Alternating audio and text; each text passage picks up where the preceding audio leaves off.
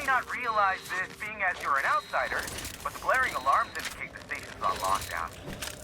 Which means you can't ever get to me. So leave already. Can't? We'll see about that.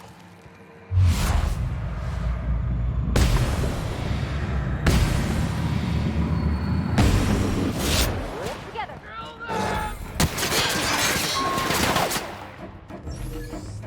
Ah!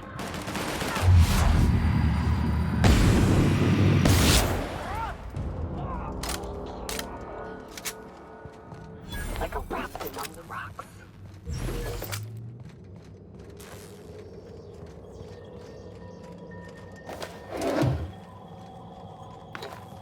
Here's the elevator. Ain't gonna budge while this place is on lockdown. Guess we keep moving forward. Look for another way up.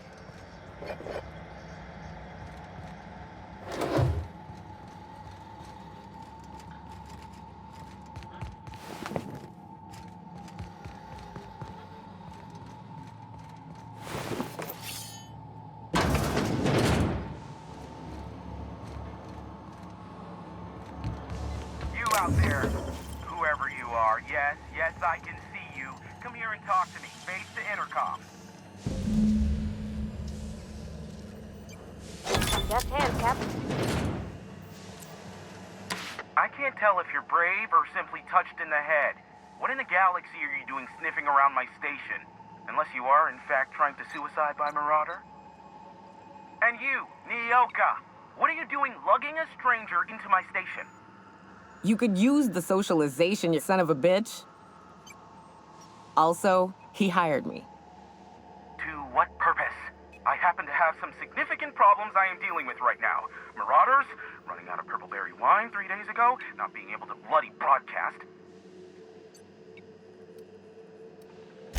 I see why Nyoka tolerates you. Fine, I'll do the talking. By the hand of fate and my own cunning skill, I run this station. The Marauders may have other plans, and since my hired hands have clearly turned idle, it appears I have need of you. As my newest contractor, you may call me the Broker. Or we can call you Hiram, on account of that's your damn name, and doubly on the account of the Broker being a dumbass alternative. What? Everyone calls me that, aside from you. You're here, and you're armed, aren't you? The feed's gone grainy, but it looks like you're packing deadly force. I know Nyoka is, for sure. I barricaded the broadcast center, but I can only hold out for so long. Clear the Marauders out, and I'll pay you double the going rate. They destroy the transmission equipment, and I'll be out of business. The elevator and doors to the second floor are back online.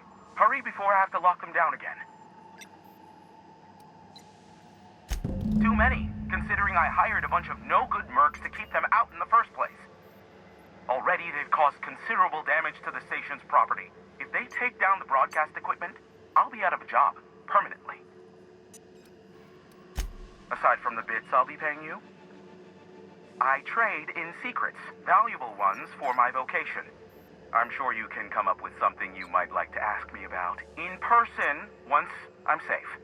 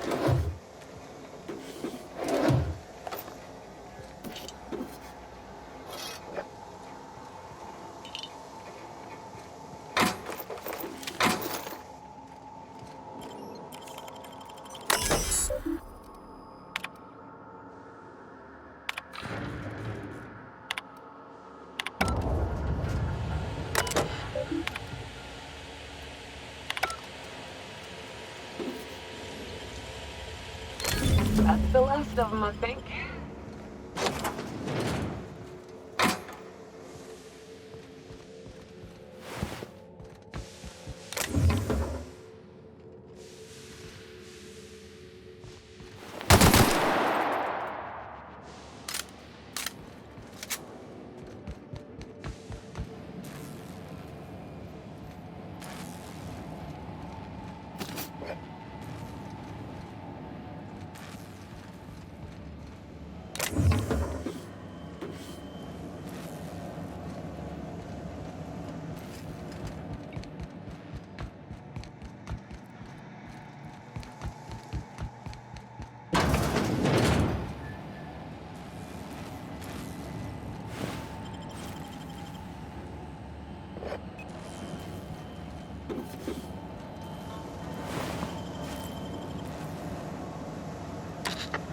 Marauder free at last.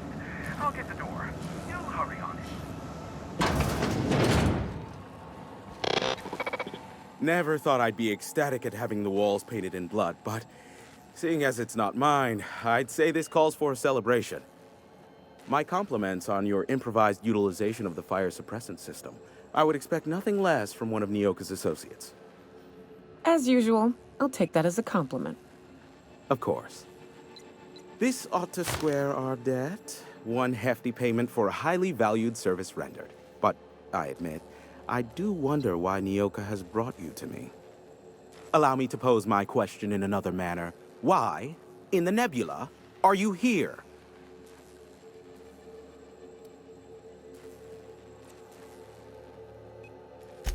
That is the primary goal behind locking myself high in a tower.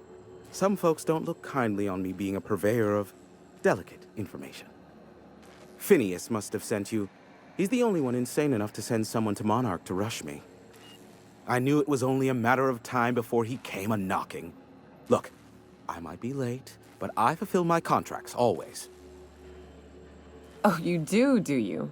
I have lost track of the number of beers you owe me for chasing raptidons off your stoop. Are you fibbing? Be honest. I take offense to that. Look, okay. Just, it might take me a while this time. I am awaiting but a single incoming transmission containing the information we desire. But MSI and the Iconoclasts are clogging the airwaves from Stellar Bay and Amber Heights. In their war against each other, they're scrambling each other's outgoing transmissions. Luckily, however, the Iconoclasts have now gone silent. You wouldn't know anything about that, would you? Then you've my impressed gratitude. Still, we need to get MSI off the airwaves.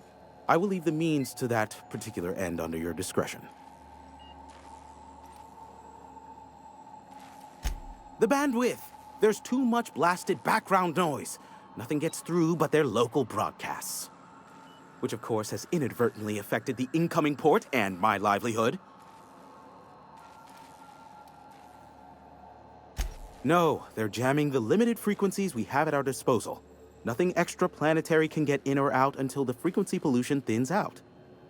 The safest bet is to convince Sanjar and MSI to stop transmitting on their end. My former partner, Sanjar, transmits from his office in MSI's headquarters in the center of town. Don't let him try to fool you. While his messages might seem like gibberish, they are in reality coded business orders to off-world companies. I understand why he needs the bandwidth, but we had a deal and he's broadcasting ceaselessly. Graham and his iconoclasts believe anarchy is the way of life. Sanjar opposes it, as he's taking strides to corporatize Stellar Bay. You do that, I'll be here, waiting on the receiving end. Luck be with you. I have a feeling you'll be needing a pinch of it, plus a vat of patience.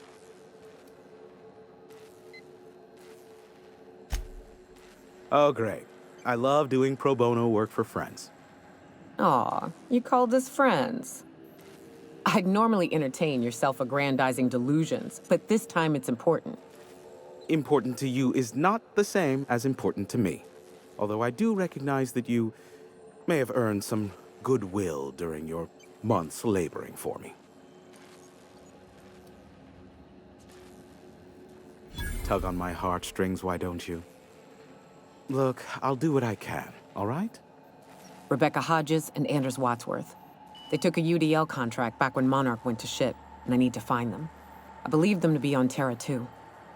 If UDL hired 2 hunters back then, it would have been for creature clearing purposes round one of their Spacer's Choice outposts. These are the coordinates for the outpost under the last UDL contract. Now scram. And, good luck. Is that a trick question? Because to answer it, you'd need to pay me. Of course, I could offer you a vastly more interesting bit of data instead. Try me. Ask me anything you'd like. I'll even offer it for free. We'll call it an exchange for your help with the broadcasts. Ask me what you will. There are so many members. Do specify. If you try to cite me on this, I will deny. Do you understand? What I am about to reveal is the sort of information that gets a body disappeared. MSI's ownership of Monarch is technically legal, but it would give MSI too much power on the board to grant them such status.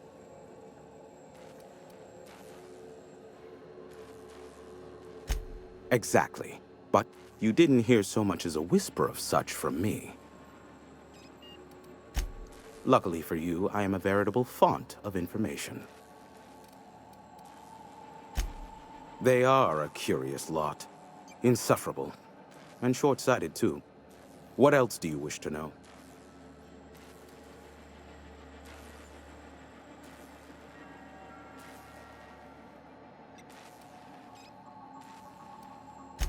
Sanjar's not actually at fault for his past performance reviews, but he can keep hunting for loopholes to get back on the board for the next century. He'll never be reinstated. Not in his lifetime. For Nebula's sake, even with the loophole I gave him, he's only in charge of MSI because every other exec died during the massacre at Amber Heights. I gave Sanjar and Graham legal information that would allow MSI to own Terra 1 once the other corporations had abandoned the planet. The execs had their concerns, but before the matter could be resolved, pirates raided their homes in the night. Some say Graham suffers from nightmares that leave him sweat-drenched and screaming. I would assume it stems from the friends and family he lost in Amber Heights all those years ago. You mean between MSI, the Iconoclasts, and myself? I bet neither of those megalomaniacs told you I was the true mastermind behind Monarch. Back when the colony was still Terra 1 and corporations were abandoning us left and right, I'm the one who approached Sanjar and Graham with the means to our salvation. I offered them a legal way to take control of the planet. If MSI were the only corporation here, they could claim sole ownership.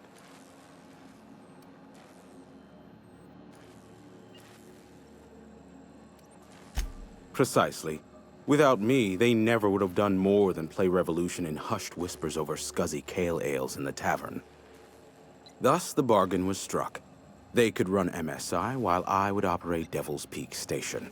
Unfortunately, relations have soured over time. Competing ideologies. Graham believes Sanjar has become corrupted by the corporate lifestyle, that he is now similar to the original corporate executives they sought to reform. And Sanjar has learned the hard way that Graham is quite morally gray. Luckily for you, I am a veritable font of information. Not much, admittedly. Phineas has been in hiding for the past 35 years. He got in touch with Nyoka first, who I use as a physical go-between. The rest is history. As far as what's between us, I mean. Outside of that, well, that's a raptidon of another color. I do know this much. There is a sharper side to the good scientist than you'd expect. If allegations are to be believed, the experiments he conducts for the greater good are in fact treasonous and for self-gain. I am not convinced as to the validity of these allegations, considering the source, but I am also not unconvinced either. Luckily for you, I am a veritable font of information. What? No. Why would I go out of my way to intercept messages from Earth? There's no market for them. No buyer means it's not worth my time.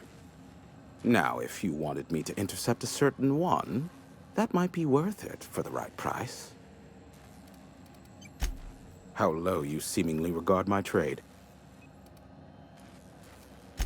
I may have a secret for you, for the right exchange.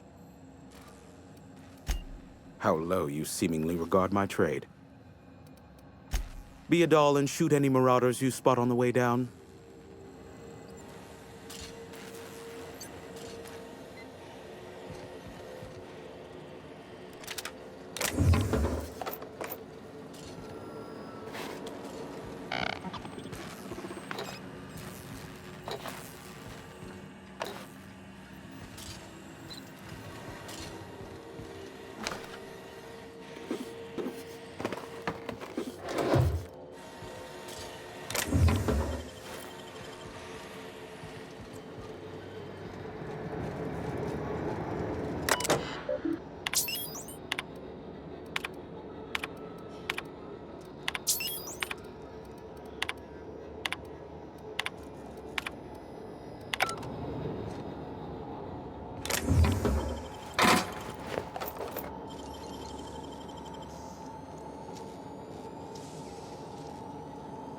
Great work.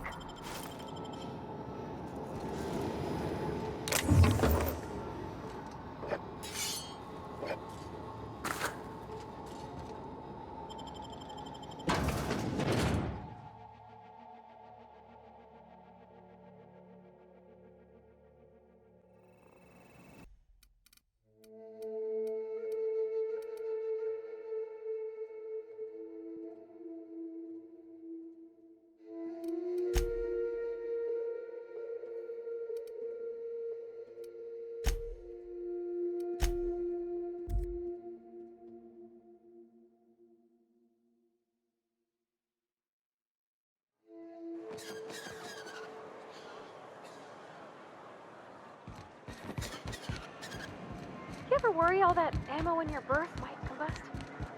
What? Wait, that's... It can do that? All it takes is a little bit of black powder next to a lot of bits of fertilizer and one real hot day and... I've seen it happen. I don't know what's more unsettling. The concept of my ammunition spontaneously combusting or the fact that this is the kind of thing you think about on the regular.